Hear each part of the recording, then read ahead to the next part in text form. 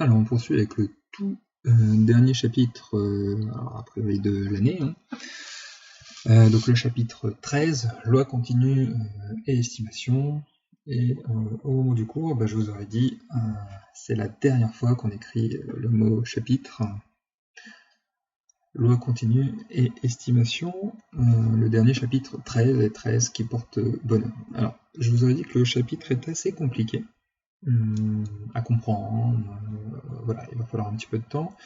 Donc, de toute façon, il y a 7 pages dans ce chapitre, donc c'est quand même un chapitre assez gros, assez dense.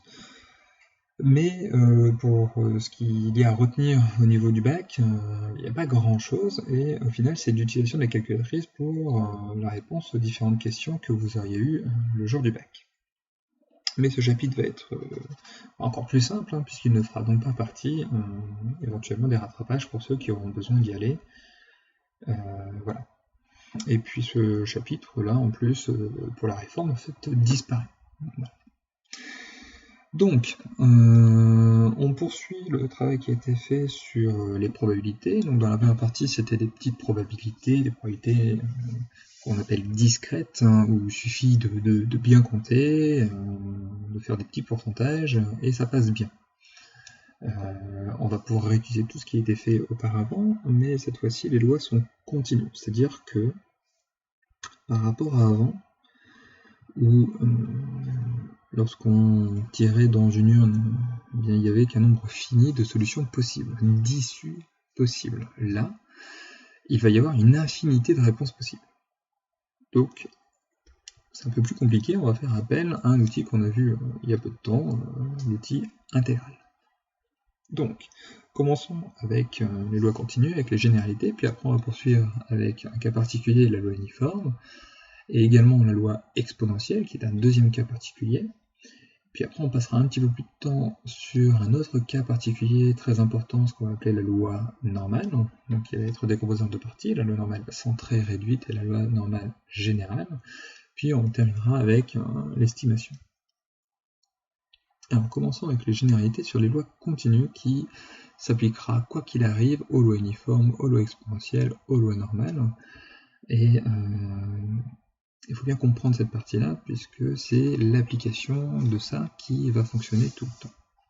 Donc on considère déjà I un intervalle, et par rapport à avant où vous aviez une loi de probabilité qui s'appliquait, ici elle va faire référence avec ce qu'on va appeler une densité de proba, qui va être une fonction qui va vérifier certaines choses. Donc,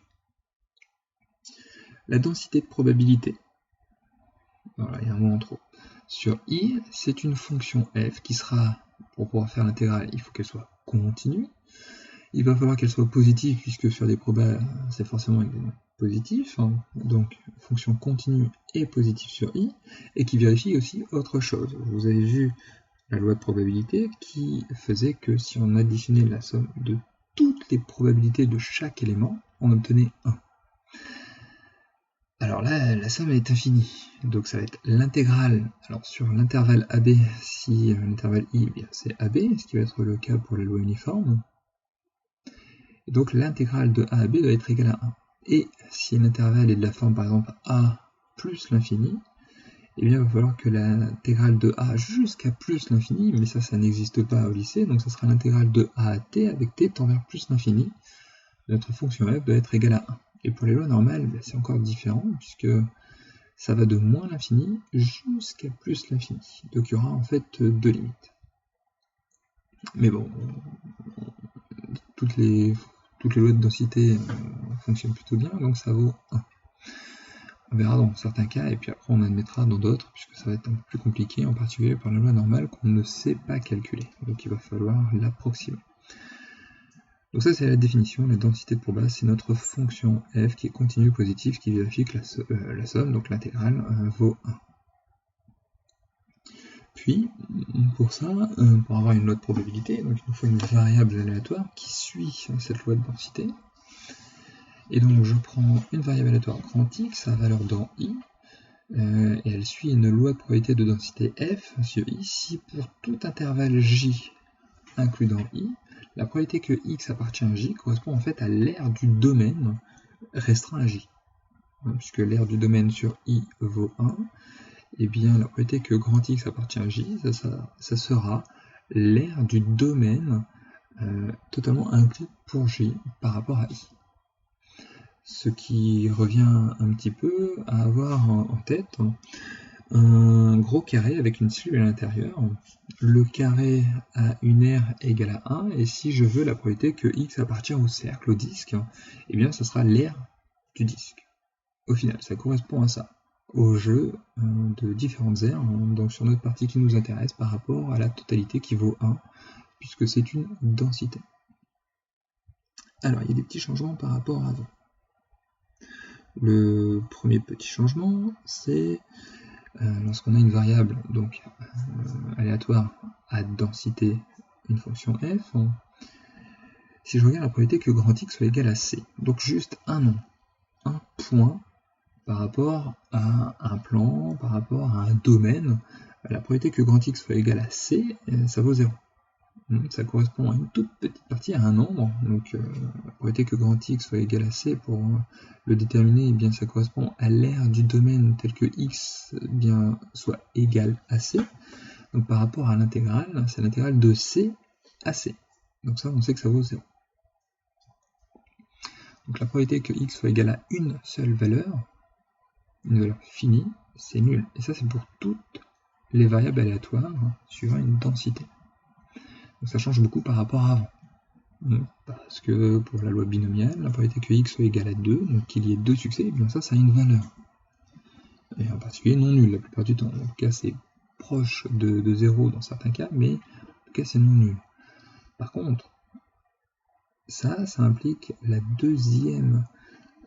deuxième point, avec toutes ces égalités, la probabilité que grand X soit compris entre C et D. Donc si c'est inférieur ou égal. Si c'est inférieur ou égal ou inférieur strict. Si c'est inférieur strict ou inférieur ou égal. Si c'est inférieur strict dans les deux cas, mais la probabilité est la même, puisque ça diffère d'une valeur qui a une probabilité égale à 0. C'est pas environ, hein, c'est vraiment égal à 0. Donc ça simplifie quand même beaucoup les choses, puisque on a passé pas mal de temps dans la loi binomiale à dire la probabilité que x soit compris entre c et d, ben c'est la probabilité que x soit compris entre c et d strictement plus la probabilité que x soit égal à d, et ce genre de manipulation, ici, ça n'a plus lieu d'être. Et le dernier point, si c'est un intervalle où on est dans le cas infini, donc de a plus infini, la probabilité que x soit plus grand que c, donc là on passe à la partie contraire, donc la probabilité que grand X soit plus grand que C strictement, et bien ce sera le contraire, c'est compris entre A et C au sens large pour C. Alors A strictement ou inférieur ou égal, ça va dépendre de notre intervalle I, et bien c'est 1 moins cette probabilité là. Donc ça ne change pas. Et ici on peut même mettre A inférieur strict à X inférieur strict à C, puisque pour une valeur de C on s'en fiche. Donc il y a des manipulations et des réflexions qui vont être différentes. Toutes les propriétés sur la probabilité qui ont été vues dans le cas discret s'étendent naturellement au cas continu, avec cette petite particularité d'une égalité à une valeur. Donc ça c'est pour la loi générale, et on peut commencer à faire un exercice donc, que je vous donnerai au sein du cours. C'est le numéro 64 de la page 355. Donc, qui n'est pas une loi connue, très importante, c'est une loi c'est une loi quelconque. Et donc je peux vous laisser le faire et donc faire une pause à ce niveau-là pour pouvoir poursuivre. Sinon, on poursuit avec la loi uniforme, donc sur un intervalle défini. Donc la loi uniforme correspond en fait à la situation d'équiprobabilité. Donc commençons avec une définition. Pour que ça coïncide, en fait, il va falloir réfléchir à ça, mais bon, on vous la donne. Une variable aléatoire continue, grand X, suit une loi uniforme sur cet intervalle-là, ce que l'on note, alors j'ai pas trouvé le sigle, mais c'est X suit avec une sorte de flèche qui correspond comme à la loi binomiale à ce que j'ai pu faire. Donc ici, bon, j'ai mis ce genre de sigle. La loi uniforme, c'est plus B comme binomial, c'est U comme uniforme, et on met à l'intervalle qui est donné. Donc, elle suit une loi uniforme sur cet intervalle si x est à densité la densité de f définie sur l'intervalle AB par quelque chose de constant. Hein. Comme pour la situation d'équiprobabilité, chaque terme avait la même probabilité d'apparaître. Et donc c'était 1 sur n, puisque si on avait n, il fallait que la somme fasse 1. Et ici ça va être pareil, et pour que ça marche bien, il faut que ce soit la constante 1 sur b-a. Pour ça, il suffit juste de vérifier en prenant une constante. Si je prends, c'est bien continu, une constante, c'est bien positif puisque b est plus grand que a. Et si je prends l'intégrale, donc l'intégrale de a à b d'une constante, eh bien la constante peut sortir. J'ai donc 1 sur b-1 fois l'intégrale de a à b de 1. Il faut que je vérifie que ça fasse 1. L'intégrale de 1, c'est x, donc ça va faire b moins a, et comme j'ai divisé par b moins a, et ça faudra une fraction dont le numérateur et le dénominateur sont égaux, donc ça vaut 1. Donc c'est bien, c'est vérifié, nickel. Alors, propriété sur la loi uniforme. La première, c'est le calcul de la probabilité que grand X vérifie une certaine chose, en particulier soit compris dans un intervalle. Hein, on sait que c'est le seul cas intéressant, puisque une valeur finie, ça vaut 0, dans tous les cas, que ce soit pour uniforme ou autre, hein, dès qu'il y a une loi continue. Donc que X soit compris entre C et D, eh bien la probabilité, c'est toujours sur b-a, puisque c'est notre fonction de densité, c'est ce qui nous donne notre cadre général, et pour que ce soit compris entre C et D, eh bien, il faut prendre l'écart de notre intervalle qui nous intéresse sur l'écart total. Alors, à condition évidemment que C et D soient totalement inclus dans l'intervalle AB. Puisque si c'est en dehors, eh bien, comme notre loi grand X suit, comme notre variable grand X suit la loi uniforme AB, donc si je suis en dehors de AB, c'est pas possible. Donc pour tout intervalle CD qui serait sortant de notre intervalle AB, eh bien, il faut éliminer cette partie-là et ne prendre que l'intersection avec l'intervalle AB. Prendre notre partie qui nous intéresse. Alors pour démontrer ça, eh bien, la probabilité que grand X soit compris entre C et D, par définition de notre partie ici, ça va être l'aire du domaine qui va nous intéresser, où X appartient à J. Donc X appartient à J, ça sera entre C et D de notre densité de proba. Il faut trouver une primitive de notre densité. Notre densité, c'est une fonction constante, c'est 1 sur b-a, donc ça sera X sur b-a, avec b-a qui aurait pu sortir. Donc X est évalué entre C et D. Donc j'évalue en haut d'abord, moins, et j'évalue en bas ensuite. Donc D sur B-A, moins C sur B-A, je simplifie et j'obtiens bien notre résultat. Voilà comment on calcule. Ça permet de maîtriser un petit peu ces choses-là.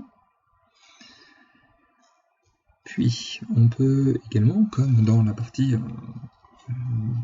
calcul de probabilité discrète, déterminer notre espérance. L'espérance va être un petit peu différente, évidemment, puisque le calcul se fait à base d'intégrale, donc définition. L'espérance d'une variable aléatoire continue, VAC, variable aléatoire continue, donc grand X de densité petit f sur un intervalle AB, ben ça va être le nombre espérance de grand X égale à l'intégrale de AB de x fois f dx. Alors c'est assez facile à deviner par rapport à ce qu'on a vu dans les probabilités discrètes.